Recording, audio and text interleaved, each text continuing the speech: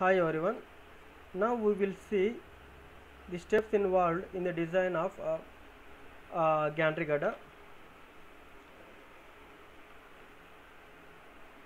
Step number 1: compute the maximum wheel load.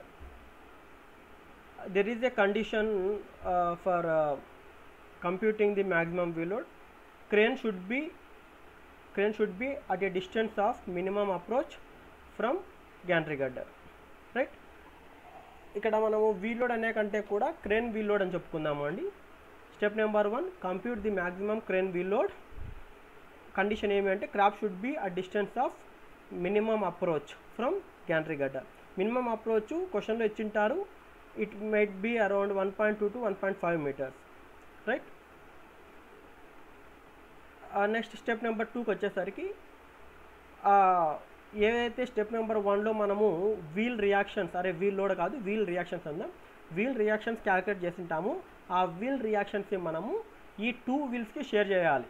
అక్కడ suppose RA అన్నది reaction వచ్చింది అనుకోండి, ఒక్కొక్క వీల్కి ఆఫ్ రియాక్షన్ షేర్ చేయాలి. RA/2 RA/2, RB వచ్చింటే RB/2 RB/2 అలా షేర్ చేయాలి.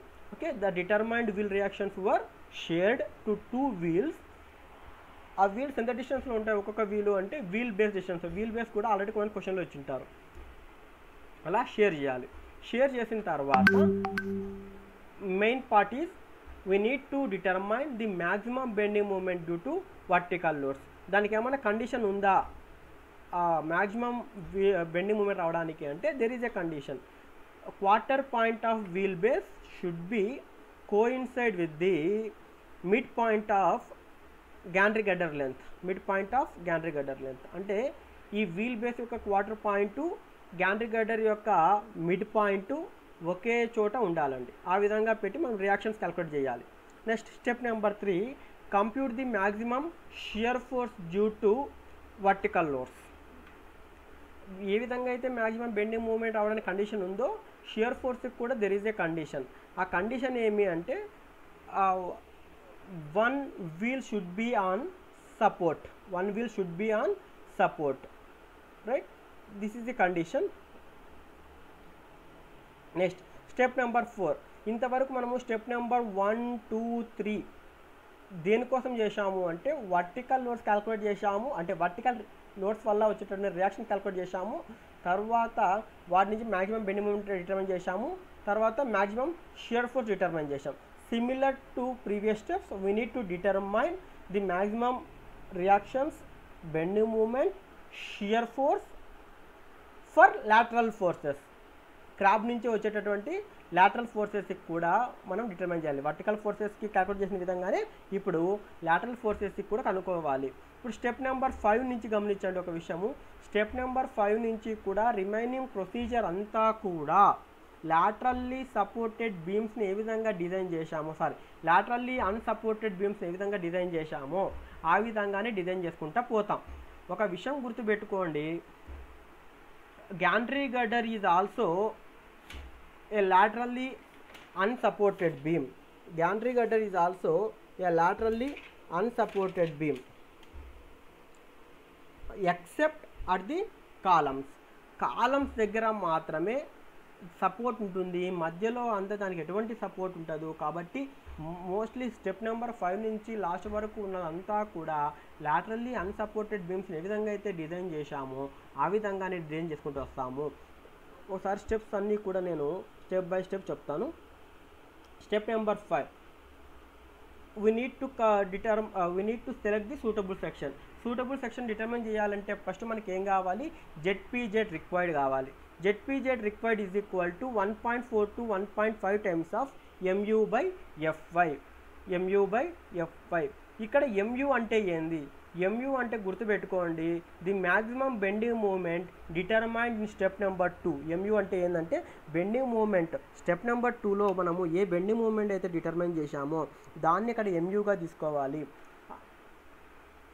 ఆ విధంగా మనము ZPZ రిక్వైర్డ్ డిటర్మైన్ చేసిన తర్వాత we can select the suitable section from steel table.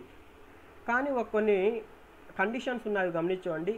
Economical depth of the gantry girder ఎంత ఉండాలి అంటే length of the gantry girder, depth of the gantry girder should be greater than L by 12. L by 12. Length of the depth of the gantry girder should be greater than L by 12. L ante length of the gantry girder.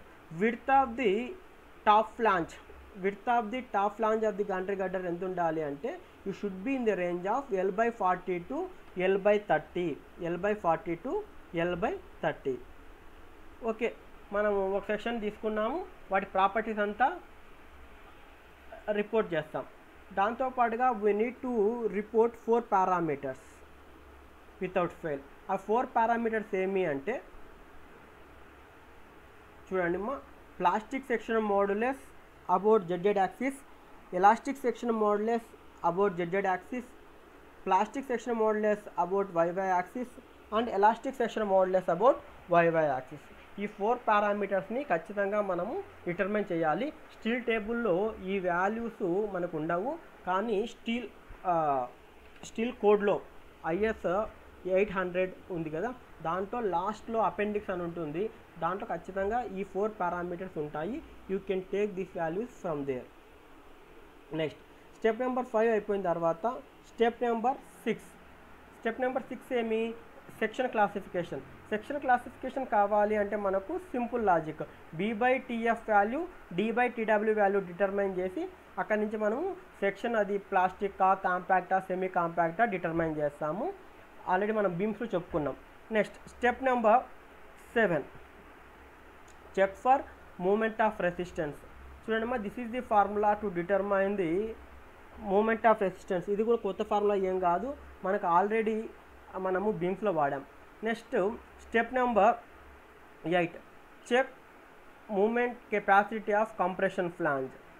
ఇది కూడా already మనం బీమ్స్లో చెప్పుకొని వచ్చాం. Next step number 9. Step number 9, check for lateral torsional buckling. Check for lateral torsional buckling బీమ్స్లో చాలా క్లియర్గా discuss చేయడం జరిగింది. Check for lateral torsional buckling. తర్వాత ఇంకా అన్నీ కామన్ అండి. Check for shear